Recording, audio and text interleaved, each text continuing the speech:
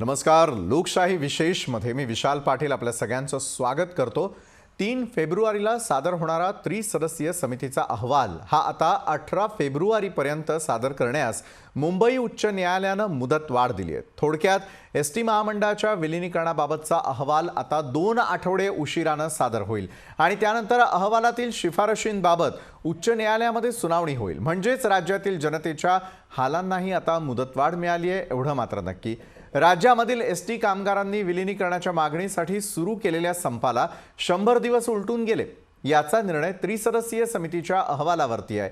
पण हा अहवाल येण्यास विलंब होत असल्यानं एसटी कर्मचाऱ्यांचा संप कधी संपणार आणि जनतेचे हाल कधी संपणार याकडे राज्याचे डोळे लागलेत.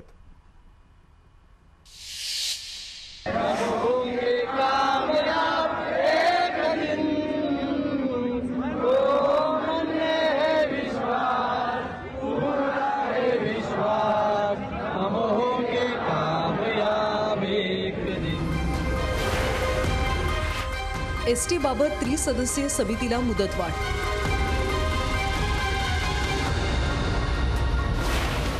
फेब्रुवारीपर्यंत अहवाल सादर करण्याची मुदतवाढ. 12 आठवड्यानंतरही अहवालाचं काम अपूर्णच.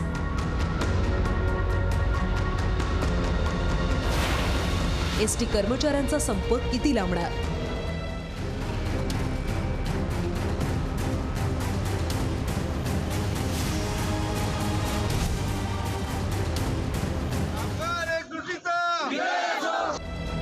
संपूर्ण महाराष्ट्राचं, विशेष करून ग्रामीण महाराष्ट्राचे डोळे लागलेत ते एसटी सेवा कधी पूर्ण क्षमतेने सुरू होणार याकडे.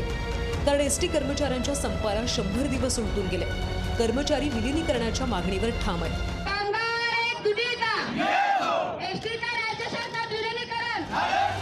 तर ज्या त्रिसदस्यीय समितीच्या अहवालावर राज्य सरकार अवलंबून आहे त्या समितीला आता मुदतवाढ मिळाली. अहवाल सादर करण्यासाठी त्रिसदस्यीय समितीला 18 फेब्रुवारीपर्यंत मुदतवाढ मिळाली. तर विलीनीकरणाबाबतच्या अहवालावर मुंबई उच्च न्यायालय 22 फेब्रुवारीला सुनावणी करेल.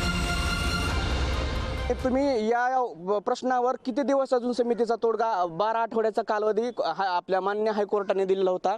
तरीही आज 3 तारखेला हा कालावधी संपलेला आहे आणि अजूनही सरकार ह्या अहवाल सादर करत नाही आणि अजूनही टाइम वाढून मागितला आहे. मग याचं नक्की किती दिवस सरकार आम्ही वाट पाहायची आहे आणि किती मृत्यू या ठिकाणी होऊ द्यायचे आहेत? एसटी अभावी राज्यातल्या ग्रामीण भागातल्या जनतेचे, विशेष करून विद्यार्थ्यांचे अतोनात हाल होत आहेत. शाळा कॉलेज सुरू झालेत पण एसटी अभावी खासगी वाहनांनी प्रवास करावा लागतोय. त्यामुळे राज्यातल्या जनतेला मोठा आर्थिक भुर्दंड सहन करावा लागतोय. एसटी महामंडळाचं राज्य सरकारमध्ये विलीनीकरण करा ही एसटी कर्मचाऱ्यांची मुख्य मागणी. त्यासाठी त्यांनी 27 ऑक्टोबरपासून संप सुरू केला. त्यावर तोडगा काढण्यासाठी हायकोर्टाच्या आदेशानं त्रिसदस्यीय समिती 9 नोव्हेंबरला नियुक्त झाली आणि विलीनीकरणाबाबत 12 आठवड्यात अहवाल देण्याची मुदत समितीला देण्यात आली. ही मुदत 3 फेब्रुवारीला संपली. त्यानंतर 1 आठवड्यानं सरकारनं समितीला मुदतवाढ देण्यासाठी हायकोर्टात अर्ज केला आणि आता 18 फेब्रुवारीपर्यंत मुदतवाढ मिळाली. आता मुदतवाढ मिळाल्यानं 22 फेब्रुवारीला चित्र स्पष्ट होईल. त्यानंतर सरकार त्या शिफारशींच्या अंमलबजावणीबाबत निर्णय घेईल. आता प्रश्न आहे, अहवाल सादर होईपर्यंत एसटी कर्मचारी संप सुरू ठेवणार का? आमच्याकडे तर नाही, आम्हाला कर्मचारी म्हणून तर तुम्ही लाताना धुडकून द्यायला लागलात. पण तुम्ही बाकीच्या लोकांच्या जनतेचा तरी विचार करा कुठंतरी काहीतरी. आणि एवढीच विनंती करतो की मुख्यमंत्री साहेब हात जोडून लवकरात लवकर निर्णय घ्यावा, हीच कळकळीची विनंती. खरं तर देवेंद्र फडणवीस मुख्यमंत्री असताना 2017 मध्ये अशीच समिती नियुक्त केली होती. त्या समितीचा अहवाल आज तागायत सादर झाला नाही आणि या समितीचा अहवाल आता लांबणीवर गेला. तोपर्यंत जनतेच्या होणाऱ्या हालांना जबाबदार कोण हाच प्रश्न. ब्युरो रिपोर्ट, लोकशाही न्यूज.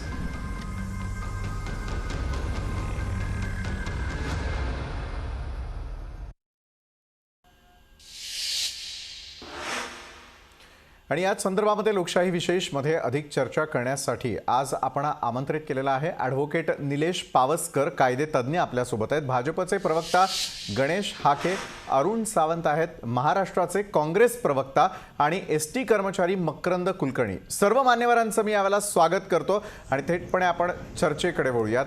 आणि ते म्हणजे मकरंद कुलकर्णी एसटी कर्मचारी जे आपल्यासोबत जोडले गेले आहेत. मकरंद कुलकर्णी, आणखी तारीख पे तारीख किती दिवस? त्रिसदस्यीय समितीनं ज्यावेळेला मुदतवाढ मागून घेण्यात आलेली आहे, अहवाल जो आहे त्याच्याकडे आपल्या सगळ्यांचं लक्ष लागलेलं असताना आता पुन्हा एकदा 18 फेब्रुवारीपर्यंत वाट पाहण्याची वेळ आपल्या सगळ्यांवरती आलेली आहे.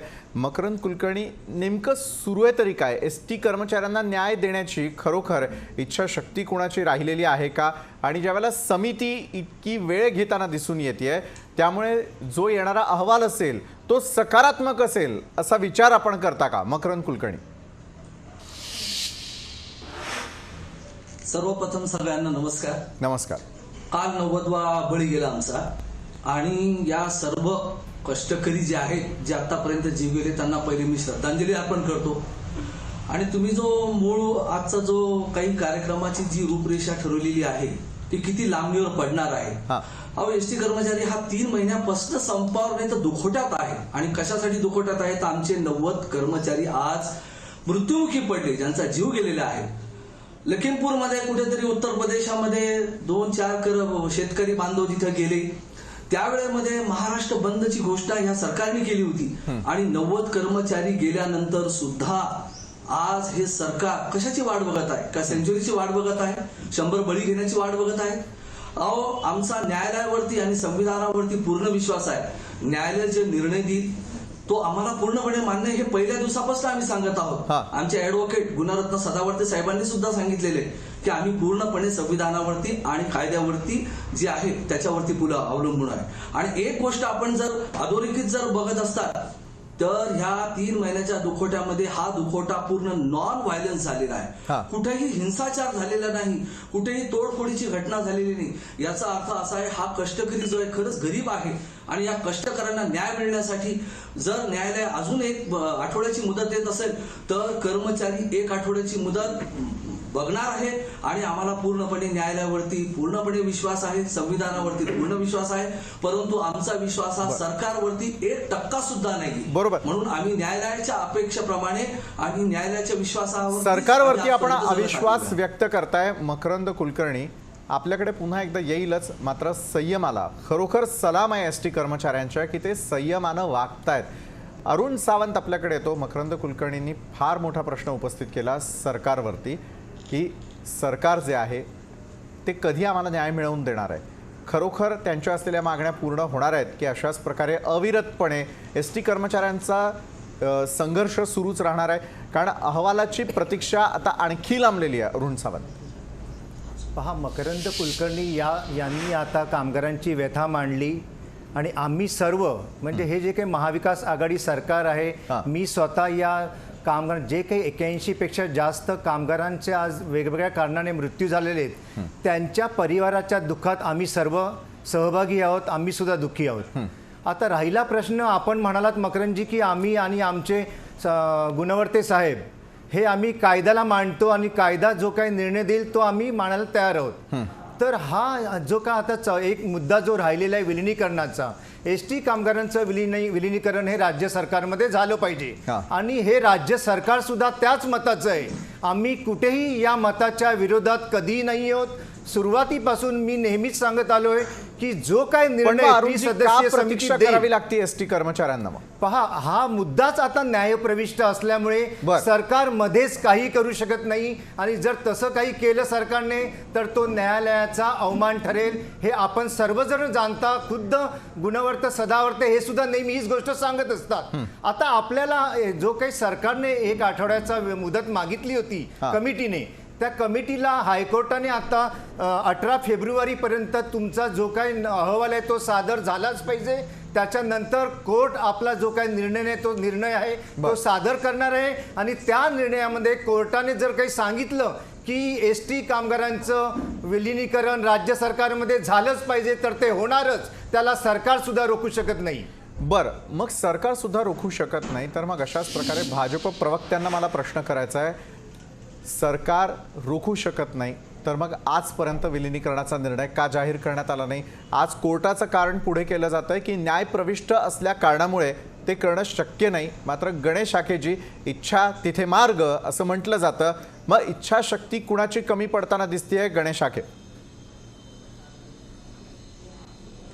ते विशाल आता जे म्हणाले ना की आम्ही कोर्टाचा निर्णय मानायला पाहिजे सगळ्यांनी, पण मुळात या कर्मचाऱ्यांची जी मागणी आहे ती एकच मागणी आहे, ती विलिनीकरणाची मागणी आहे. माझं म्हणणं असं आहे की हा प्रश्न खरं म्हणजे राज्य सरकार आणि या कर्मचारी यांच्यांनी जर समोपचाराने जर सोडवला असता तर कोर्टात जाऊन कोर्टाच्या ह्या निर्णयाची वाट पाहण्याची आवश्यकता नव्हती. बरं, कोर्टाचा निर्णय हा म्हणजे त्यांनी त्रिसदस्यीय समिती नेमली कोर्टाने, कोर्टात कोण गेलं, कर्मचाऱ्यांच्या विरोधामध्ये कोर्टात कोण गेलं, हे राज्य सरकार केलं. राज्य सरकार कोर्टात गेल्यामुळं मग कोर्टाने अशा पद्धतीची त्रिसदस्यीय समिती नेमली.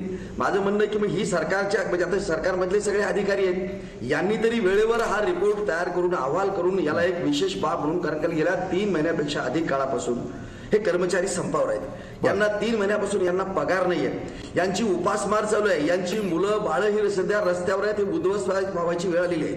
मला सांगितले 90 लोकांनी आत्महत्या केलेल्या आहेत, 65,000 कर्मचाऱ्यांना यांनी म्हणजे निलंबन केलेलं आहे यांचं, आणि 700 कर्मचाऱ्यांना बडतर्फ केलेलं आहे. तुम्हाला सांगतो या कर्मचाऱ्यांची अवस्था, 65,000 कर्मचारी आज संपावर आहेत. मला म्हणायचं आहे की ही इतकी वाईट अवस्था, त्याच्यापेक्षा आता का कर्मचाऱ्यांनी बोललेली भाषा फार अत्यंत बोलकी आहे. तो म्हणाला निदान आमच्या कर्मचाऱ्यांची तुम्हाला कीव येत नसेल, दया येत नसेल तर सरकारला हे इतकं संवेदनशील सरकार आहे, त्यांना आमची दया येत नसेल, कर्मचारी म्हणून आमच्यावरती अन्याय करत असला तरी करा, पण आमच्या या संपामुळे जो जनतेवरती अन्याय होतोय तुमच्याबरोबर तो अन्याय जनतेच्याकडे तरी पहा, जनतेचे होणारे हाल तरी पहा आणि हा संप मिटवा, अशी अत्यंत म्हणजे केविलवाणी अशा स्वरूपाची अवस्था या कर्मचाऱ्यांची या सरकारनं महाविकास सरकारनं केलेली आहे. यांना जाणीवपूर्वक हा संप यांना मोडून काढायचा आहे, कर्मचाऱ्यांचे हाल करायचे आहेत. यांचं कारण वेगळं आहे. हा संप मोडून काढणे म्हणजे कर्मचाऱ्यांनी स्वतःहून यांना विठीस धरून कर्मचाऱ्यांना हतबल करणे, आणि ज्या पद्धतीनं म्हणजे इतका हट्ट यांचा, दुराग्रही हे लोक आहेत इतक्या पद्धतीचे की अरे किती काय हाल होत आहेत. 65,000 कर्मचाऱ्यांची कुटुंब उद्ध्वस्त व्हायची वेळ आलेली आहे. गणेशजी, मात्र यातून सरकारला नेमकं काय साध्य होणार आहे या मुद्द्याला अनुसरून मी आपल्याला प्रश्न करणार आहे. मात्र तत्पूर्वी कायदेतज्ञ ॲडव्होकेट निलेश पावसकरांना मी विचारेन. ॲडव्होकेट निलेश पावसकर, कुठल्याही प्रकारची जर समिती स्थापन होत असेल तर वेळेची मर्यादा असते, मात्र वेळेच्या मर्यादेमध्ये आत्तापर्यंत अहवाल सादर करण्यामध्ये नेमक्या कुठल्या अडचणी आलेल्या असू शकतात? पुन्हा एकदा त्यासाठी मागितलेली मुदतवाढ नेमकं काय सूचित करते? कारण त्रिसदस्यीय समितीचं असलेलं काम हे वेळेत पूर्ण होऊन न्याय मिळावा एसटी कर्मचाऱ्यांना इतकीच अपेक्षा असताना मात्र पुन्हा एकदा मुदतवाढ, तारीख पे तारीख. ॲडव्होकेट निलेश पावसकर. कसं आहे विशाल याच्यामध्ये की नेहमीच अशा प्रकारे जेव्हा गुंतागुंतीचे मुद्दे असतात त्यावेळेला जी समिती नेमली जाते त्या समितीला त्यांचं काम हे पूर्ण काळजीपूर्वक करावं लागतं. बरं, पुन्हा जर नुसती समिती आणि सरकार असे दोनच घटक असते तरी एक वेळ ते काम भराभर करून त्यांनी समितीने ते दिलंही असतं, पण इथं उच्च न्यायालय याच्यामध्ये इन्व्हॉल्व्ह झालेलं आहे. आणि जेव्हा न्यायालयाला तुम्ही एखादा रिपोर्ट देता त्यावेळेला त्याच्यामध्ये कोणत्याही त्रुटी राहून चालत नाही, कारण त्या जर त्रुटी तुम्ही ठेवल्यात तर त्याचे फटके नंतर त्या समिती सदस्यांना कोर्टाकडून बसू शकतात. त्यामुळे जनरली असं होईल की समितीचे जे सदस्य आहेत ते सगळ्या त्याच्यातल्या घटक पक्षांशी बोलून, त्याचे जे घटक इन्व्हॉल्व्ह असतील त्या सर्वांशी बोलून त्या प्रत्येकाचं मत घेऊन त्या मताच्या अनुषंगाने सरकारचा त्याच्यावरचा जो काही जी भूमिका असेल, जो मुद्दा असेल तो त्याच्याप्रमाणे ठरवून त्यांना एक नेटका असा रिपोर्ट तयार करून न्यायालयाला द्यायचा असतो, ज्याच्यात त्यांना काही गोष्टी मांडायच्या असतात. एक तर वस्तुस्थिती मांडावी लागेल, त्याबरोबर त्यांना डेटा मांडावा लागेल, त्याचबरोबर त्याची कायदेशीर योग्यता सुद्धा त्या कोर्टासमोर त्यांना मांडून द्यावी लागेल. आणि ह्या सगळ्या गोष्टींचा अंतर्भाव करताना आपण असं ठरवू शकत नाही की त्यांना 3 महिन्याची मुदत दिली म्हणजे 3 महिन्यामध्येच ते पूर्ण होईल आणि झालंच पाहिजे, असं होत नाही. काही वेळेला मुदत वाढवून सुद्धा मागावी लागते. आणि त्याप्रमाणे मला वाटतं 3 तारखेला आता 18 तारखेपर्यंत म्हणजे 10-15 दिवसांची मुदतच दिली गेलेली आहे. तेवढा काही फारसा मोठा पिरियड नाही, कारण हा प्रश्न त्यांच्या संपूर्ण मुळाशी जाणार आहे आणि तो जर पूर्ण निकालात काढायचा असेल तर सर्वांगीण काळजी घेऊनच तो रिपोर्ट तयार करावा लागेल. त्यामुळे या ठिकाणी जर समितीला मुदतवाढ दिली गेली असेल तर ती न्याय्य आहे, योग्य आहे आणि किंबहुना मी म्हणेन आवश्यक आहे. बरोबर, कायद्याची बाजू आपण समजावून सांगितली ॲडव्होकेट निलेश. भाजप प्रवक्ता गणेश हाकेंना मला पुढचा प्रश्न करायचा आहे. खरोखर विलिनीकरण शक्य आहे का? जर आपण प्रॅक्टिकली याचा विचार केला तर ते शक्य होऊ शकतंय का? आणि हो तर मग त्याला लागणारा विलंब किंवा त्याला आडकाठी कोण घालतंय? गणेश हाके. बघा, 2 गोष्टी आहेत. कर्मचाऱ्यांची विलिनीकरणाची जशी मागणी आहे ते म्हणतात हे विलिनीकरणाची मागणी कर्मचारी का करायला लागले? कारण गेल्या 2-2.5 वर्षापासून यांचे इतके हाल सुरू आहेत, यांना वेळेवर पगार नाही आहेत. तुम्हाला सांगतो की यांना आणि ज्या पद्धतीची यांनी पगारवाढ केली ती इतकी तुटपुंजी आहे. खरं म्हणजे यांना शरम आणि लाज वाटायला पाहिजेत की ज्यांनी 20-20 वर्ष सेवा केल्या त्यांना 1,500 रुपये 3,000 रुपये पद्धतीची म्हणजे पगारवाढ केलेली आहे. म्हणजे तुम्ही सरकारी कर्मचारी आणि या एसटी कर्मचाऱ्यांच्या पगारीमध्ये इतका मोठी तफावत आहे. हे क वर्ग श्रेणीचे हे सगळे कर्मचारी आहेत, त्यांचे पगार आणि राज्य सरकारच्या कर्मचाऱ्यांचे पगार जर बघितले, त्यांना मिळणाऱ्या सोयी सवलती बघितल्या आणि त्यांना BCSR जो लागू आहे त्यांना त्याच पद्धतीच्या, माझं म्हणणं आहे की तुम्ही एसटीना अत्यावश्यक सेवेमध्ये मोडताना, मग अत्यावश्यक सेवा देत असताना त्याला भुकी म्हणजे उपाशी ठेवून तुम्ही त्याला सेवा द्यायला सांगता का? मला सांगा, त्यांचं कुटुंब जर त्याला नीटपणे जर सांभाळता येत नसेल, त्याच्या मुलांची शिक्षण करता येत नसतील, इतके आबाळ आणि वाईट अवस्था असेल, तर मला सांगा त्याच्याकडून तुम्ही सेवेची काय अपेक्षा करता? आणि तेही तुम्हाला सांगता की तुम्हाला की अत्यावश्यक सेवेमध्ये त्यांनी काम करायचंय. बरं, त्यांनी संप केला तर माझं म्हणणं असं की त्याची पगारवाढ सुद्धा करत असताना त्याही गोष्टीचा विचार करा. समाधानकारक अशा स्वरूपाचे तुम्ही जर तोडगा त्यातून काढला असता, पगार दिली असती आणि त्यांना एवढं जरी म्हटलं असतं की ठीक आहे, विलिनीकरणासाठी तुम्हाला काही प्रक्रिया. बरोबर गणेशजी, समाधानकारक तोडगा काढण्यामध्ये सरकार अपयशी ठरलं का अरुण सावंत? त्यामुळेच आज एसटी कर्मचाऱ्यांची ही अवस्था आहे का? पहा, एसटी कामगारांची जी काही अवस्था आहे ती आता किंवा गेल्या 2 वर्षांपासून नाही. बरं, माझ्या या राज्याचा एसटी कामगार जो आहे फार पूर्वीपासूनच गरीब आहे तो, आणि भाजपाच्या कालावधीमध्ये सुद्धा तो गरीबच होता. तेव्हा पगार खूप जास्त होता आणि महाविकास आघाडी सरकार आल्यानंतर पगार एकदम कमी केला असं नाहीये. भारतीय जनता पार्टीचे प्रवक्ते अतिशय गोड बोलत आहेत, परंतु अशा गोड बोलणाऱ्या माणसांपासून सर्व एसटी कामगारांनी सावध राहिलं पाहिजे. कारण आज जी काही परिस्थिती उद्भवलेली आहे त्याला कारणीभूत हेच गोड बोलणारे नेते होते आणि बिचारा एसटी कामगार त्याच्यामध्ये भरडत चाललेला आहे. आज अनेक नेत्यांनी या एसटीच्या संपाचं नेतृत्व केलं आणि ते अर्धवट सोडलं. त्यानंतर आता काही नेते त्याचं नेतृत्व करत आहेत.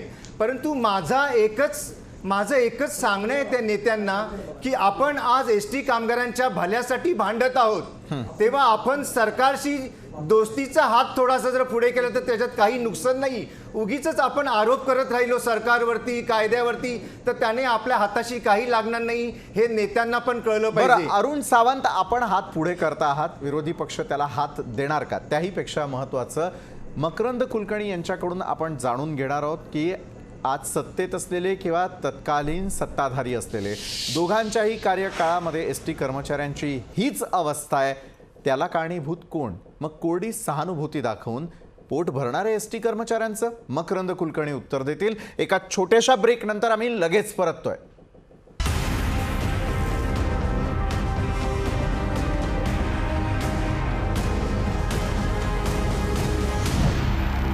नंतर लोकशाही विशेषमध्ये आपल्या सगळ्यांचं पुन्हा एकदा स्वागत. आणखी किती हाल एसटी कर्मचाऱ्यांचे आपण पाहणार आहोत. कधी यावरती तोडगा निघणार आहे? त्यांनी केलेल्या मागण्या खरोखर पूर्ण होऊ शकणार आहेत का? याविषयी अधिक चर्चा करण्यासाठी आज आपण आपल्यासोबत आमंत्रित केलेला आहे कायदेतज्ञ ॲडव्होकेट निलेश पावसकर यांना. भाजपचे प्रवक्ता गणेश हाके आपल्यासोबत आहेत, महाराष्ट्र काँग्रेस प्रवक्ता अरुण सावंतही आपल्यासोबत आहेत आणि एसटी कर्मचारी मकरंद कुलकर्णी. मी ब्रेकवर जाण्याआधी आपल्याला प्रश्न विचारलेला होता. सत्तेमध्ये येणारे जाणारे बदलत राहतील, मात्र एसटी कर्मचाऱ्यांच्या समस्या अजूनही जैसे थे आहे. मग फक्त कोरडी आश्वासनं दिली जाताना दिसून येत आहेत का? खरोखर कुणाला यावरती तोडगा काढायचा आहे का? एसटी कर्मचाऱ्यांचे प्रश्न आम्हाला कळू शकलेले आहेत का? मकरंद कुलकर्णी. मुळामध्ये असं झालेलं आहे की सत्ता कुणाची असो, आम्ही काही राजकारणी नाही, आम्हाला काही राजकारण करायचं नाही, आम्हाला आमदार खासदार मंत्री व्हायचं नाही. एसटीतला जो गोरगरीब कष्टकरी आहे तो सर्वसामान्य जो आहे तो शेतकऱ्यांचा मुलगा आहे, कष्टकऱ्यांचा मुलगा आहे. परंतु आपण जर 70 वर्षाचा इतिहास बघत गेला तर ज्या ज्या संघटनांचे अधिवेशन झालेले आहे त्या संघटनांच्या अधिवेशनामध्ये मोठे मोठे पुढारी तिथं आलेले आणि टाळ्या पेटवून घेतल्या त्यांनी आणि आश्वासनांची खैरात केली त्यांनी त्यावेळेस. आणि खैरात करून काय सांगितलं की महाराष्ट्र शासनाच्या कर्मचाऱ्यांना जो पगार असेल तो पगार एसटी कर्मचाऱ्यांना मिळायला पाहिजे. आणि कर्मचाऱ्यांनी थेट इशारा आपला पुण्याकडे मकरंदजी. अहो हे सगळे माननीय वयोवृद्ध नेते शरद पवार साहेब तर दर 25 वर्षापासूनच कामगार संघटनेच्या अधिवेशनाला उपस्थित राहत होते. मागच्या त्यांच्या या याच्यामध्ये जाहीरनाम्यामध्ये सुद्धा त्यांनी एसटीचा विषय मांडलेला होता. परंतु आपण जर बघत असाल तर फक्त आणि फक्त आश्वासन जे जनतेला दिलं गेलं तेच कष्टकऱ्यांना दिलं गेलं. आणि पदरात काय पाडलं तर जे 10 वर्ष आहेत त्यांना 5,000, जे 20 वर्ष आहेत त्यांना 4,000 आणि जे 20 वर्षाच्या वरती आहेत त्यांना 2,500. आणि घोषणा काय केली 41% पगार वाढ. अहो आमची तर मागणी आहे, कोणचं कॅल्क्युलेटर तुम्ही वापरलं आम्हाला तरी दाखवा आमची 41% पगार वाढ केलेली असत. ते कॅल्क्युलेटर आम्हाला बघायची खूप मोठी इच्छा आहे. कोणते अधिकारी वर्ग आहेत की त्यांनी हे जाहीर केलं की 41% पगार वाढ केली. अहो टीव्ही माध्यमातून आणि सगळ्या माध्यमातून भरघोस पगार वाढ जरा आम्हाला तरी कळू द्या. आमच्याही घरावरती जरा ईडीच्या सीबीआयच्या धाडी पडू द्या आमच्या पगार वाढीनंतर. आमची हीच इच्छा आहे की ईडीची धाड आमच्याकडे पडायला पाहिजे की आमचा पगार तरी सावंतजी, मकरंद कुलकर्णी यांची अतिशय उद्विग्न अशी प्रतिक्रिया आहे की आज एसटी कर्मचाऱ्यांच्या घरातली परिस्थिती काय आहे हे सांगण्यासाठी त्यांनी दिलेली टिप्पणी असेल किंवा त्यांनी दिलेलं उदाहरण जे आहे ते पुरेसं आहे. अरुण सावंत, कधी जागे होणार आहात? कधी एसटी कर्मचाऱ्यांना न्याय मिळवून देणार आहात? न्यायप्रविष्ट हे प्रकरण असल्यामुळे आपल्याला काही करता येणार नाही, हे कितपत सत्य? कारण आज आपल्यासोबत कायदेतज्ञ देखील आहे, त्यांची बाजू मी जाणून घेणार आहे. अरुण सावंत, पहा, मकरंद कुलकर्णी यांनी आपली जी काही भावना आहे ती इथे व्यक्त केली, अतिशय चांगल्या शब्दात व्यक्त केली. आणि सरकार त्याच्याकरिता कार्यरत सुद्धा आहे. मकरंदजी, मी आपणास कामगारांचे एक आपण पुढे आलेले प्रवक्ते म्हणून मी आपणास सांगेन, परंतु एक आज मी आपणास सूचना करेन. मकरंदजी, तुम्ही स्वतः आणि तुमचे काही नेते यांनी जर स्वतःच्या भाषेवरती जर आपलं प्रभुत्व आणलं, जसं आता आपण म्हणालात की काही वयोवृद्ध नेते इथे प्रयत्न करत, काय गरज आहे वयोवृद्ध वगैरे बोलायची? तुमचे गुणवंत सदावर्ते सुद्धा नेहमी याच भाषेत बोलत असतात. माझं आपणा सर्व कामगार बंधूंना एक सांगणं आहे की काय भरोसा, उद्या कदाचित कोर्ट निर्णय देईल चांगला आणि तुम्हाला याच नेत्यांसमोर कदाचित बसावं लागेल आपल्या वाटाघाटी करण्याकरता. तेव्हा आपण चांगली भाषा वापरूया, जेणेकरून आज या 92,000 कामगारांकरता आपण जो लढा देत आहोत तो लढा पॉझिटिव्हरित्या आपण जिंकू आणि आपण या कामगारांचं भलं करू. तेव्हा आपल्या मकरंद कुलकर्णी कुठल्या प्रकारचा इशारा आज अरुणजी देत आहेत आपल्याला असं वाटतंय? सर, पहिली गोष्ट अशी आहे की मी प्रथमतः एकच स्पष्ट बोललेलो आहे की आम्ही काही राजकारणी नाहीये. आणि माननीय शरद पवार साहेबांनी जे आश्वासन दिलं त्यावरती मी प्रतिक्रिया दिली. आता शब्द बरोबर वापरले. कोणाबद्दल द्वेषाची भावना कधीच नव्हती. द्वेष करणं हा कष्टकऱ्यांचा धर्म नाही.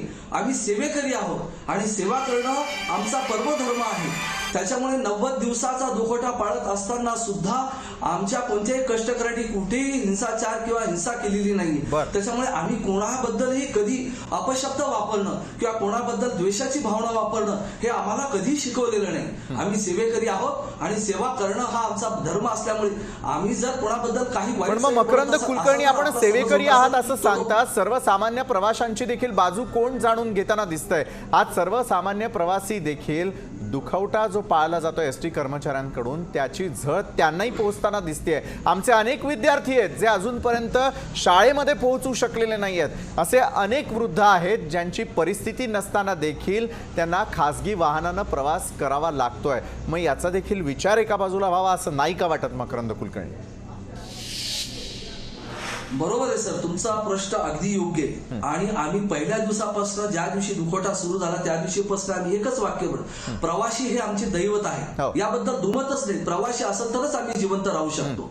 परंतु जर 90 जीव गेलेले असतील, मला एकच उदाहरण द्यायचं की 90 जीव गेल्यानंतर सुद्धा सरकारला जर जाग येत नसेल तर आम्ही काय करायला पाहिजे? अहो, लखीमपूरमध्ये घटना घडल्यानंतर महाराष्ट्र बंद केला यांनी आणि करोडो रुपयाचं नुकसान झालं. मग मला सांगा, हे नुकसान कोण भरून देणार आहे? सरकार भरून देणार आहे का? सरकारनेच हे बंद पाडलं.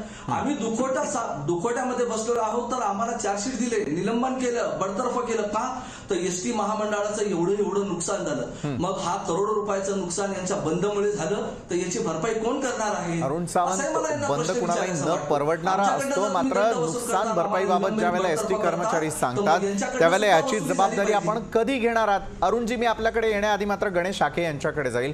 गणेश आखेजी, नेमकं कोण सोंग घेतंय झोपा काढण्यासंदर्भातलं? एसटी कर्मचारी आपापल्या बाजूनं बोलताना दिसत आहेत। एका बाजूला राज्य सरकार असेल किंवा विरोधी पक्ष असेल बोलताना दिसतोय। सर्वसामान्य प्रवाशांच्या बाबतीमध्ये कधीतरी विचार व्हावा असं नाही का वाटत? कारण प्रवासी देखील हलाखीच्या परिस्थितीमध्ये त्या ठिकाणी जगताना दिसत आहेत। कारण खेडोपाड्यापर्यंत पोहोचलेली आपली लाल परी जर त्यांच्यापर्यंत पोहोचणार नसेल, एसटी कर्मचाऱ्यांचा संप जर अशाच प्रकारे लांबणार असेल, येणारे अहवालही लांबणार असतील, तर मग न्यायाची अपेक्षा कुणाकडून करूयात गणेश आखे? बघा, मी दोन गोष्टी मी तुम्हाला सांगितलं की उपाशी कुठे कुणाला काम करायला सांगितलं तर ते करणं शक्य नाही, कुणीच करणार नाही। आणि याच ते त्यांचे जे होणारे जे काही म्हणजे तुटपुंजा पगारामुळे त्यांच्या कुटुंब जी उद्ध्वस्त व्हायला लागली, आत्महत्या करण्याची वेळ आली, ते मुलांचे शिक्षण करू शकत नव्हते, स्वतःचं कुटुंब चालवू शकत नव्हते, इतकी उदारक अशा स्वरूपाची परिस्थिती होती म्हणून त्यांनी संपाचं म्हणजे संप पुकारला आणि संप बंद केला, एसटी बंद केली। मला असं म्हणायचं आहे की या सगळ्या गोष्टींचा विचार इथं एक शासन करते म्हणून या सरकारनं त्या गोष्टीचा विचार करायला पाहिजे होते।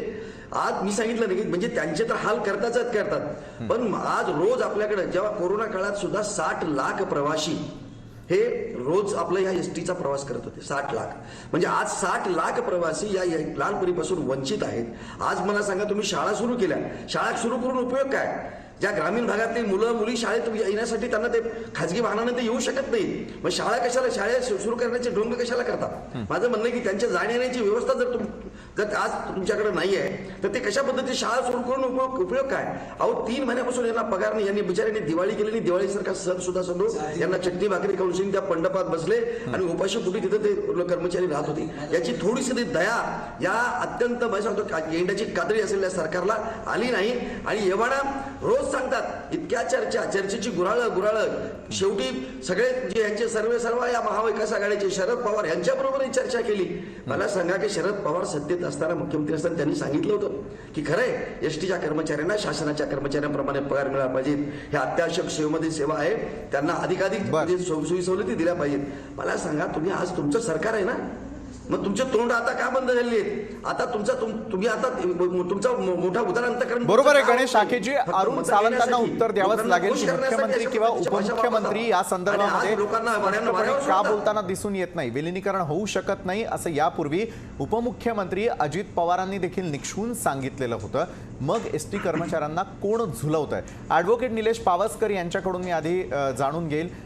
निलेश पावसकर, कायद्यासमोर सगळे समान असतात, मग कायद्यासमोर ज्यावेळेला न्यायप्रविष्ट अशा प्रकारे ही संपूर्ण असलेली जटिल समस्या मांडली जाताना दिसते, त्यावेळेला ॲडव्होकेट निलेश पावसकर, खरोखर आपल्याला वाटतं का एसटी कर्मचाऱ्यांना न्याय मिळेल? यापूर्वी जी आश्वासनं राजकारण्यांकडून देण्यात आलेली होती त्यांची पूर्तता होऊ शकेल? कारण कायद्याच्या चौकटीमध्ये हे सगळं बसवणं शक्य होणंच गरजेचं असतं। कारण शब्दानं बोलणं किंवा आपण फक्त आश्वासनं देणं यामुळे काहीही घडत नाही, तर एसटी कर्मचाऱ्यांना खरोखर तो दर्जा मिळवून देणं, कायद्याच्या चौकटीमध्ये बसवून देणं शक्य होऊ शकतं का? आणि हो तर मग ते कशा प्रकारे? ॲडव्होकेट निलेश. कसं आहे विशालजी, याच्यामध्ये असं झालेलं आहे की मुळात हा प्रश्न कायदेशीर कमी आणि भावनिक जास्त झालेला असेल. बरोबर. मुळात एकीकडे औद्योगिक न्यायालयाने हा संप बेकायदेशीर ठरवलेला आहे. म्हणजे कुठेतरी संपाचं हत्यार जे उपसलं गेलं एसटी कर्मचाऱ्यांकडून ते करताना कायदेशीर बाबींकडे दुर्लक्ष केलं गेलेलं असतं. कारण ते जर 6 आठवड्यांची इनिशियल नोटीस दिल्याशिवाय करता येत नाही वगैरे या मुद्द्यावरती तो संप बेकायदेशीर ठरलेला आहे. तर मुळात हा मुद्दा एसटी कर्मचाऱ्यांच्या बाजूने लक्षात घ्यायला पाहिजे. बरं. दुसरा मुद्दा असा आहे की विलिनीकरण होणार नाही असं एकदा सरकारने सांगितल्यानंतर सरकारची भूमिका स्पष्ट झालेली आहे की विलिनीकरण होणार नाही.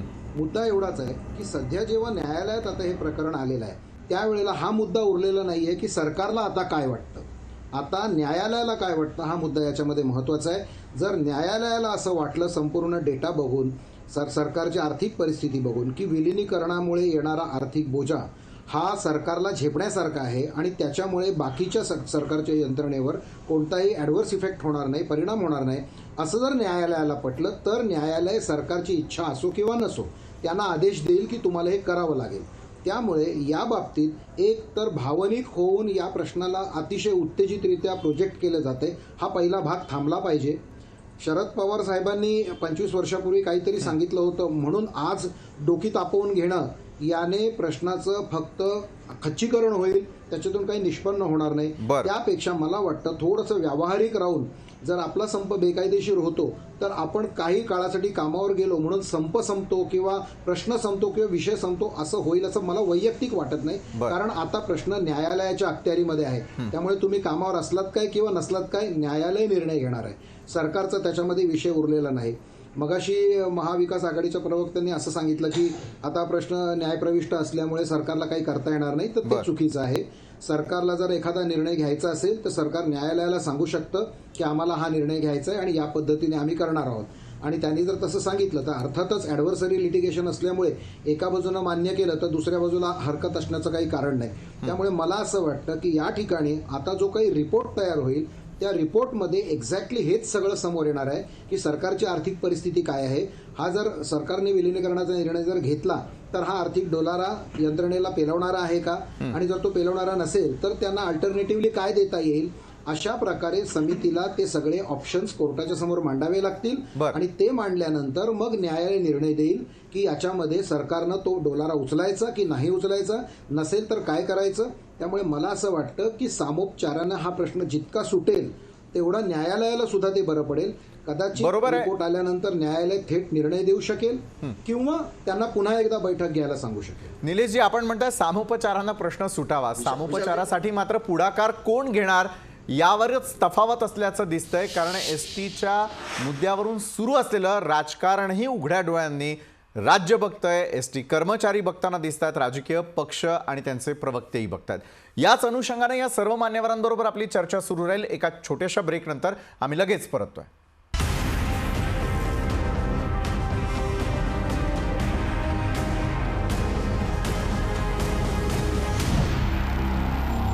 नंतर आपल्या सगळ्यांचं पुन्हा एकदा स्वागत लोकशाही विशेषमध्ये. आज आपण चर्चा करतो आहोत आणखी किती हाल, ते देखील एसटी कर्मचाऱ्यांचे. कारण त्रिसदस्यीय समितीचा अहवाल आता येण्यासाठी 18 फेब्रुवारीपर्यंत सर्वांनाच वाट पाहावी लागणार आहे. अरुण सावंत, मी आपल्याकडे येतो. अरुणची आत्तापर्यंत कायदेतज्ञांचं म्हणणं आपण ऐकलं, विरोधी पक्षाचं देखील ऐकलं, इतकंच कशाला एसटी कर्मचाऱ्यांचं देखील आपण ऐकलं. दिलेली आश्वासनं त्यांची पूर्तता होत नाही असं म्हटलं गेलं किंवा आरोप प्रत्यारोप सुरूच आहेत. मग जर त्रिसदस्यीय समितीचा अहवाल येण्यापर्यंत आपल्याला सगळ्यांना वाट पाहावी लागणार असेल आणि जर सामोपचारांना प्रश्न सोडवण्यासाठी जसं ॲडव्होकेट निलेश पावसकर यांनी एक पर्याय देऊ केलेला आहे, खरोखर जर सामोपचारांना सगळं सोडवायचं असेल तर मग का आरोप प्रत्यारोपांच्या फैरी झडताना दिसतात, का एकमेकांवरती ताशेरे ओढले जाताना दिसतात. न्यायप्रविष्ट असलेला जो प्रश्न आहे तो मार्गी लावायचा असेल तर सामोपचारानं तो मार्गी लागेल का, आणि तसं असेल तर त्यासाठी कुणी पुढाकार घ्यावा. कारण एसटी कर्मचारी तर आपल्या संपूर्ण संपावरती ठाम आहेत, त्यांच्या मागण्यांवरती ठाम आहेत, दुखवटा पाळताना दिसत आहेत. मग सरकार पुढाकार घेईल का? अरुण सावंत, पहा, एक गोष्ट मी आधी ते ठामपणे सांगू इच्छितो की जवळजवळ 10 ते 12 वेळा मी अनेक चॅनेलवरती या एसटी कामगारांच्या संपाबाबत देऊन भाष्य केलेलं आहे काँग्रेस पक्षाचा प्रवक्ता म्हणून. आणि ह्या जेवढे वेळ मी बोललोय, हे सरकार तर नेहमीच महाविकास आघाडीचं सरकार आहे, कामगारांच्या बाजूने मी प्रत्येक वेळेस म्हणालोय. कामगारांनी सुद्धा माझ्या या वक्तव्यावरती विश्वास ठेवा. पण आज एक गोष्ट मला अतिशय आवडली आपल्या चॅनेलवरती. भले ॲडव्होकेट आमचे जे आलेत निलेश जी पावसकर, त्यांनी भले माझ्या विरोधात एक भाष्य केलं, काही हरकत नाही, परंतु आजपर्यंतच्या सर्व डिबेटमध्ये अतिशय उत्तमरित्या जर विश्लेषण एखाद्या वक्त्याने केलं असेल तर ते आजचे आमचे ॲडव्होकेट निलेशजी पावसकर यांनी अतिशय उत्तम या लढ्याबद्दलचं विश्लेषण केलेलं आहे. आणि हे विश्लेषण सर्वांच्या डोळ्यामध्ये अंजन ठरेल. या प्रकारे जे आज विश्लेषण या ॲडव्होकेटजींनी केलं त्याप्रमाणे खरोखर घडलं पाहिजे, तर याच्यामध्ये सर्वांच्याच भल्याची गोष्ट दडलेली आहे आणि सर्वच जण सर्वांना न्याय मिळेल असं मला तरी वाटते आज. आणि आजच्या घडीला मी हे सांगू इच्छिन की सरकार जे आहे महाविकास आघाडीचं, ते त्या सरकारचा जो चेंडू आहे तो आता कोर्टात गेलेला आहे. आता 1 आठवड्याचा प्रश्न आहे. त्याच्या आता जेव्हा कोर्ट काही निर्णय देईल त्याच्यानंतर सरकार करेल ना, त्याच्यामध्ये जे काय वाटाघाटी करायची इच्छा सरकार तेव्हा सुद्धा करू शकते कोर्टाला सांगून. असं काही गरजेचं नाही की आता कोर्टाकडे वाढीव पिरियड घेतल्यानंतर आता सरकार म्हणेल की नाही आम्ही आता याच्यामध्ये काहीतरी मध्येच हे करू इच्छितो, तर ते कदाचित चुकीचं ठरेल. म्हणून आता 1 आठवडा वाट पण हे सर्वात जास्त उत्तम. बरं, 1 आठवडा वाट जे मकरंद कुलकर्णी एसटी कर्मचारी पाहणार आहेत का? अहवाल जो सादर केला जाणार आहे येत्या 18 तारखेला, त्या अहवालामध्ये नेमकं काय नमूद केलेलं असू शकतं असं आपल्याला वाटतं, जेणेकरून आपल्याला अजूनही अपेक्षा आहे किंवा आशा आहे की विलिनीकरणाचा प्रश्न जो आहे तो मार्गी लागू शकतो. मात्र या अहवालामध्ये काय काय नमूद केलं तरच तुमचा प्रश्न जो आहे तो मार्गी लागेल असं वाटतं? मकरंद कुलकर्णी. मूळतः 1 आठवड्याची जरी मुदत दिलेली आहे, आम्ही पहिलेच वाक्य माझं असं होतं की आम्ही न्यायालय आणि संविधानावरती विश्वास ठेवणारे कष्टकरी आहोत. हे बघा, रिपोर्ट पॉझिटिव्ह आहे का निगेटिव्ह आहे याबद्दलची चर्चाच नाही. की निगेटिव्ह जरी आला किंवा पॉझिटिव्ह जरी आला तरी सरकार बॅलन्स ठेवू शकतं ना. ह्या कष्टकऱ्यांच्या बद्दल थोडीशी तरी सहानुभूती ठेवू शकतं. असं तर होऊ शकत नाही की कष्टकऱ्यांना एकदम फासावरती लटकवण्याचं काम, तर मला वाटत नाही असं होऊ शकतं. पण जर असं असेल तर जे काही न्यायालय देईल निर्णय, तो न्यायालयाचा निर्णय सर्व 92,000 कष्टकरी हा शिरसावंत मानणारच आहे. आम्ही न्यायालयाच्या पुढे किंवा संविधानाच्या पुढे जाणारी माणसं नाही आहोत.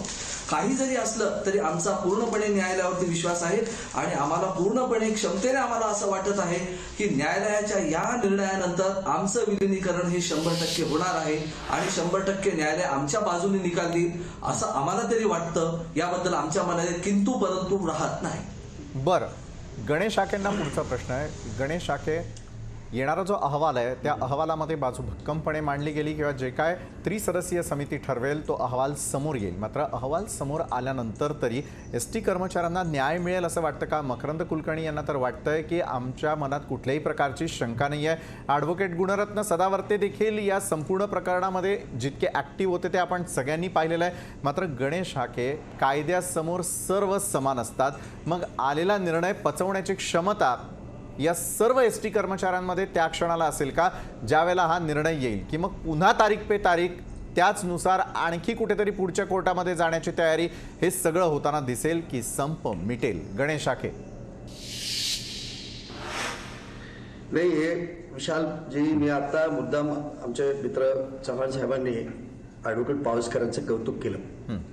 2 गोष्टी याच्यामधल्या आपण लक्षात घेतल्या पाहिजे. ज्या पद्धतीनं पावसकर त्यांचं म्हणणं मांडत होते, व्यावहारिकता, आर्थिक सगळ्या गोष्टींच्या संदर्भातले त्यांनी मांडलेले विचार, माझं असं म्हणणं आहे की तुम्ही ही सेवा अत्यावश्यक सेवा म्हणून तुम्ही डिक्लेअर केलेली आहे एसटीची, आणि ही सेवा जर याच्या अंतर्गत जर येत असेल तर मला सेवेसाठी समजा एखादा व्यवहार जर समजा किंवा आर्थिक दृष्ट्या थोडंसं कुठंतरी मला सांगायचं समजा नुकसान होत असेल तर ते नुकसान सरकार म्हणून भरून काढण्याची जबाबदारी सरकारची असते. 2014 मध्ये सुद्धा नव्हती का तुमची भूमिका? तुम्ही राजकीय भाष्य करू नका इथे. 2014 पासून 2019 मध्ये कामगारांचे हाल तुम्ही का नाही पाहिले? तुम्ही फक्त भडकवायची भाषा करू नका. कामगारांच्या भल्यासाठी आपण इथे येऊन चर्चा करतो. थोडं कळतं का रे? मी बोलत असताना तुम्ही बोललो का? मी पण तुम्ही चुकीचं बोलू नका ना. मी बोललो का? चुकीचं बोलू नका. माझं बोलणं आपण विचारलेल्या प्रश्नांची उत्तर आपण गणेश आखे यांच्याकडून घेणार आहोतच. गणेश आखे, आपण आपला मुद्दा पूर्ण करा. मी माझा मुद्दा पूर्ण करू दे. त्यांना सांगा माझा मुद्दा पूर्ण झाल्यावर त्यांना काय बोलायचं? नक्कीच गणेशजी बोला. की तुम्हाला मुळात यांना या एसटी कर्मचाऱ्यांना काही द्यायचं नाहीये. जाहीरपणे मला सांगा, या महाराष्ट्राचे उपमुख्यमंत्री सांगतायत की आम्हाला विलिनीकरण करणं शक्य नाही, कारण यांना केलं तर अनेक महामंडळ उठून बसतील आणि ते आम्हाला परवडणार नाही. अरे, इतर महामंडळ हे कमर्शियल महामंडळ आहेत, हे सेवा देणारं महामंडळ आहे. या महाराष्ट्रातला 1 कोटी जनतेची रोज सेवा करणारं हे महामंडळ आहे, हे कर्मचारी आहेत. आणि या तुम्ही त्यांना अत्यावश्यक सेवेमध्ये टाकता आणि त्याचा फायदा तोटा मोजता. पावसकर सारखे वकील सुद्धा या संदर्भामध्ये मांडत असताना सरकारची भूमिका मांडतात. मला सांगा की अशा किती सेवा आहेत की जिथं व्यावहारिकपणा किंवा आर्थिक तोटा फायदा पाहायला जात नाही. जनतेच्या सेवेसाठी या सगळ्या गोष्टी केली जातात. मुळात हे यांना करायचं नाही. मला सांगा, कोर्टात कोण हे गेले? त्रिसदस्यीय समिती यांनी नेमली. मला सांगा, ही समिती जरी शिफारशी केल्या आणि कोर्टाने, माझं म्हणणं आहे की कोर्टाला यांनी जर सांगितलं की नाही, आम्ही या कर्मचाऱ्यांच्या मागण्या मान्य करणार आहोत किंवा आम्ही त्यांच्याशी बसून आम्ही त्यांच्या समोपचारानं हा निर्णय संपू, कोर्टात म्हणजे यांना कोर्टात नेऊन अशा पद्धतीचं 2-2, 3-3 महिने गुऱ्हाळ चालवायचं होतं. 3-3 वेळा समितीला मुदतवाढ घ्यायची होती. अरे, पण 3 महिन्यापासून बिना पगारी कर्मचारी हे लोक रस्त्यावर बसलेले. बरं, गणेश आखे, आपल्या बोलण्यातून एक गोष्ट लक्षात येते की सरकार वेळ काढूपणा करताय असं आपण थेटपणे बोलताय. पण मग गणेश आखेजी, जसं मगाशी अरुण सावंतांनी एक मुद्दा या उपस्थित सगळ्या केला. गोष्टीचा विचार सरकार करणार आहे का नाही? मग गणेश आखेजी, आपली सत्ता असताना हा प्रश्न का मार्गी लागला नाही? लागला विशालजी पाटील, मी तुम्हाला पुन्हा सांगतो, हा, बोला. आमच्या काळात सुद्धा एसटी कर्मचाऱ्यांचा संप झाला होता. आम्ही 5,000 कोटीचं पॅकेज या कर्मचाऱ्यांना देऊन त्या संदर्भामध्ये समिती नेमली होती. आमचं सरकार गेलं, हे सरकार आलं आणि त्या संदर्भामध्ये जी समिती शासनाने नेमलेली आहे ती समिती, त्याच समितीचा रिपोर्ट यांनी पुढे घेऊन पुढे सगळे ऍक्शन घ्यायला पाहिजे होती. यांनी नवीन हे कोर्टात गेले मागण्यांच्या संदर्भामध्ये, मग कोर्टाने यांना त्रिसदस्यीय समिती नेमायला सांगितली. म्हणजे खेळ कोणी मांडलेला आहे? बरं, गणेश आखे, जर महाविकास आघाडी सरकारनं खेळ मांडलेला आहे तर अरुण सावंत गंभीर आरोप आहे आपल्यावरती की त्यावेळेच्या समितीने जो अहवाल दिला त्यानुसार जर आपण तरतूद केली असती एसटी कर्मचाऱ्यांचं विलिनीकरण पार पडलं असतं. अरुण सावंतजी, आपण वेळ काढूपणा करतायत की त्या काळामध्ये वेळ काढूपणा केला गेला? एसटी कर्मचाऱ्यांना कोण झुलवत आहे अरुणजी? पहा, 81 पेक्षा जास्त कामगारांचा मृत्यू होऊन सुद्धा या भारतीय जनता पार्टीच्या प्रवक्त्यांना त्याची चाड नाही किंवा दुःख नाही.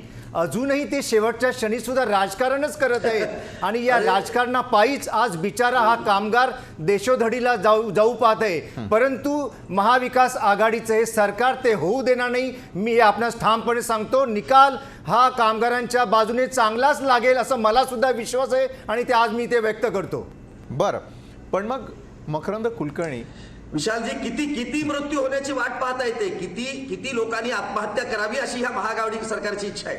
किती कुटुंब उद्ध्वस्त व्हावी? प्रतिप्रश्न करताय, मात्र सर्वसामान्य एसटी कर्मचाऱ्यांचे जीव जातात हे मान्य करावं लागेल. आज 90 पर्यंत हा आकडा जाऊन पोहोचलेला आहे. नक्कीच गणेश आखेजी, विरोधी पक्ष म्हटल्यानंतर आपण निश्चितच ती बाजू मांडण्याचा प्रयत्न करणार, अरुण सावंतही ती बाजू मांडण्याचा प्रयत्न करतील. मात्र मकरंद कुलकर्णी, 90 एसटी कर्मचाऱ्यांचे प्राण गेल्यानंतरही जर न्याय मिळत नसेल तर मग आता पुढचा पवित्रा आपला नेमका काय आहे? समितीच्या अहवालापर्यंत जरी आपण थांबलो तरी देखील एसटी कर्मचाऱ्यांना न्याय मिळेल असं आपल्याला वाटतं का मकरंद कुलकर्णी? प्रथमतः एक स्पष्ट करतो मी की 90 कर्मचाऱ्यांच्या आत्महत्या किंवा हे जीव गेलेले ते कोणामुळे गेलेले? अहो, ह्या असंवेदनशीलपणामुळे गेलेले. कर्मचारी किंवा कोणताही माणूस आपला जीव आत्महत्या करत नसतो. त्याच्या पाठीमागची जी भावना असती किती भयानकता आहे. अहो, ते कुटुंब जे ते रस्त्यावर उघड्यावरती पडलेले आणि जर बघतात तर कोणतेही आमदार किंवा साधे एसटीचे अधिकारी सुद्धा त्यांच्या घरी आजपर्यंत गेले. अहो, तुम्ही तिथं बसून त्यांच्या संवेदना तुम्ही करू शकता, परंतु त्यांचे जे रस्त्यावरती आले कुटुंब त्यांचं काय? आणि दुसरा गोष्ट आहे की न्यायालयावरती विश्वास आहे म्हणूनच आम्ही न्यायालयात गेलेलो आहोत की आम्हाला न्याय मिळेल. कारण सरकारकडनं मिळण्याची फार आशा धुसर झालेली आहे. 2017चा जेव्हा संप झाला होता त्यावेळेस सुद्धा समिती नेमली होती. कुठे गेली समिती? आता समितीमध्ये कोण होतं आजपर्यंत कोणालाच माहिती नाही पडलं. समिती आली पण आणि गेली पण. म्हणून आता ही समिती स्थापन केली. कष्टकऱ्यांनी दुखोटा पाडलेला आहे. 3 महिन्याच्या वरती म्हणजे 100 दिवसाच्या वरती हा दुखोटा आज पार झालेला आहे. आणि काल सुद्धा 90वा आमचा कष्टकरी त्याने आत्महत्या केली. किती दुर्दैव घटना आहे. आणि काय फक्त आणि सरकारसाठी हा आकडा असू शकतो साहेब, सरकारसाठी हा आकडा असू शकतो, परंतु कुटुंबासाठी हा सर्वस्व आहे. सर्वस्व माणसाचं गेल्यानंतर त्या कुटुंबावरती जी शोककळा येते ते फक्त त्या कुटुंबाला आणि आम्हालाच माहिती आहे. म्हणून माझी एक अशी कळकळीची विनंती आहे की तुम्ही याच्यात राजकारण करू नका. फक्त एसटी कर्मचाऱ्यांसाठी तुम्ही जे भांडत आहात ते सोडून एसटी कर्मचाऱ्यांच्या भावनाशी न खेळता तुम्ही सरळ जर विलिनीकरण जर म्हणत असाल तर कोर्टाची सुद्धा याला गरज लागणार नाही. जर राज्य सरकारने सांगितलं की आम्ही तुम्हाला राज्य सरकारमध्ये सेवेमध्ये सामील करून घेतो, तुमचं विलिनीकरण करून घेतो, तर आम्हाला आठवडा सुद्धा लागणार नाही. उद्याच्या उद्या पूर्णच्या पूर्ण ही लाल परी रस्त्यावर धावायला लागेल आणि सर्व कष्टकरी आहेत हे कष्टकरी पुन्हा कामावर रुजू होतील असा मी तुम्हाला शब्द देतो. फक्त एक वाक्य विलिनीकरण हा शब्द जरी दिला तरी कोर्टाची किंवा न्यायालयाची मला वाटतं गरज लागणार नाही. बरोबर. ॲडव्होकेट निलेश पावसकर आपल्याकडे येतो मी यावेळेला. कायदा आणि कायद्याच्या दृष्टीनं न्याय मिळवण्यासाठी सुरू असलेली धडपड सगळेजण पाहतात. अहवालाची प्रतीक्षा प्रत्येकाला करावीच लागणार आहे. मात्र ॲडव्होकेट निलेश पावसकर, खरोखर राज्यामध्ये विलिनीकरणासारखा मोठा निर्णय घ्यायचा असेल तर त्यासाठी कराव्या लागणाऱ्या तरतुदी फक्त राज्य सरकारच्या एका शब्दानं किंवा आश्वासनानं एसटी कर्मचाऱ्यांचे खरोखर प्रश्न सुटतील की पुन्हा एकदा कायद्यामध्ये ते बसवणं हे पुढचं सगळ्यात मोठं आव्हान हे सगळ्यांसमोर असेल? निलेशजी. विशालजी, सर्वप्रथम मी एक गोष्ट स्पष्ट करू इच्छितो. मगाशी गणेशजी म्हणाले की सरकारच्या बाजूने मी बोललो वगैरे, तर let me clear very specifically की मी कुठल्याही पक्षाच्या किंवा यांचा सदस्य नाही किंवा प्रवक्ता नाही. बर. मी इथे तटस्थपणानं कायद्याची जी भूमिका आहे ती मांडतोय. आणि मघा मी म्हणालो की आर्थिक डोलारा सरकारला परवडणार किंवा नाही वगैरे, हे मुद्दे न्यायालयासमोर येणार आहेत. सरकारने जी भूमिका जाहीररित्या मांडली त्या भूमिकेचा आधार घेऊन मी आर्ग्युमेंट्स काय होतील आणि त्याच्यावर कोर्ट कोणत्या कोणत्या मुद्द्यावर विचार करेल यासाठी मी तो मुद्दा मांडलेला होता की सरकारकडून जर हा मुद्दा मांडला गेला की आम्हाला हा आर्थिक डोलारा परवडणार नाही, बरं. तर त्या मुद्द्यावर सुद्धा न्यायालय विचार करेल. त्याचबरोबर दुसरा मुद्दा जो एक मांडला गेला सरकारकडून की जर एका महामंडळाला आम्ही विलिनीकरणामध्ये सामावून घेतलं तर अशीच मागणी अन्य महामंडळांकडून येईल, मग त्यावेळेला आम्ही काय करायचं, हा त्यांचा मुद्दा सुद्धा सरकार न्यायालयाला विचारात घ्यावा लागणार आहे. आणि ह्या गोष्टी आपण डोळसपणाने समजून घ्यायला हव्यात की कोणते कोणते मुद्दे न्यायालयासमोर येणार आहेत. आणि एकाला आपल्या राज्यघटनेवरती आपण विश्वास ठेवतो, राज्यघटनेमध्ये आपल्याला भेदभाव करता येत नाही, त्यामुळे दोन महामंडळांमध्ये भेदभाव करण्याची सरकारला कुठल्याही प्रकारे संधी नाही, तशी सोय नाही. त्यामुळे जसं मगाशी मला वाटतं कुलकर्णीजी म्हणाले त्याप्रमाणे हा एक मुद्दा त्यांच्या बाजूने मांडताय की अत्यावश्यक सेवेसाठी लागणारे जे महामंडळ आहे त्याच्यासाठी आपण वेगळा मुद्दा म्हणून वेगळा विचार करू शकतो. आणि अशा पद्धतीने जर केलं तर हा मुद्दा कदाचित एसटी कर्मचाऱ्यांच्या बाजूने युजफुल होऊ शकतो, उपयोगी होऊ शकतो. तर त्यामुळे मकरंद कुलकर्णी, आपण हात उंचावता आहात यावेळेला. अगदी वेळ आपली संपत आलेली आहे. अगदी जाता जाता काय आवाहन करावंसं वाटतंय, काय दाद मागावीशी वाटतेय? मकरंद कुलकर्णी, अगदी थोडक्यात. तुलना होऊ शकत नाही. नाही विशाल जे मला म्हणायचं आहे की बरेचसे महामंडळ सेवा देणारं महामंडळ आहे. नक्कीच गणेश, आणि व्यावसायिकाच्या स्वरूपाच्या महामंडळाची तुलना जर कराल तर हे शक्य नाही. आणि अशा पद्धतीची तुलना करणं मला वाटतं ती योग्य नाही. आणि न्यायालय सुद्धा जेव्हा जनतेच्या सेवेचा प्रश्न आहे, या महाराष्ट्रातला 1 कोटी जनतेला ही लालपरी सेवा देते आहे, तर अशा वेळेला तुम्हाला सरकार मंत्र्यांच्या गाड्यांवरती, मंत्र्यांच्या बंगल्यांवरती वाटते हजारो कोटीचे रुपयाचे खर्च सरकार करत आहे. मला सांगा, तर अशा पद्धतीचा थोडा तोटा जर या जनतेच्या नक्कीच गणेशजी, राज्य सरकारनं तोडगा काढावा असं आपलं म्हणणं आहे. तर दुसरीकडे मकरंद कुलकर्णी देखील राज्य सरकारला आवाहन करतायत. येत्या 18 तारखेपर्यंत आपण थोडी वाट पाहूयात. अहवाल आल्यानंतर या अहवालात काय नमूद करण्यात आलेलं आहे, एसटी कर्मचाऱ्यांच्या मागण्या मान्य होतात का, यासाठी आणखी काही काळ ही कळ एसटी कर्मचाऱ्यांना सोसावी लागणार आहे. धन्यवाद ॲडव्होकेट निलेश पावसकर, गणेश हाकेजी, अरुण सावंत आणि मकरंद कुलकर्णी. आपण या चर्चासत्रात आमच्यासोबत जोडला गेलात त्यासाठी. आजच्या लोकशाही विशेषमध्ये वेळ झाली इथंच थांबण्याची. मात्र ताज्या घडामोडींसाठी तुम्ही पाहत रहा लोकशाही न्यूज.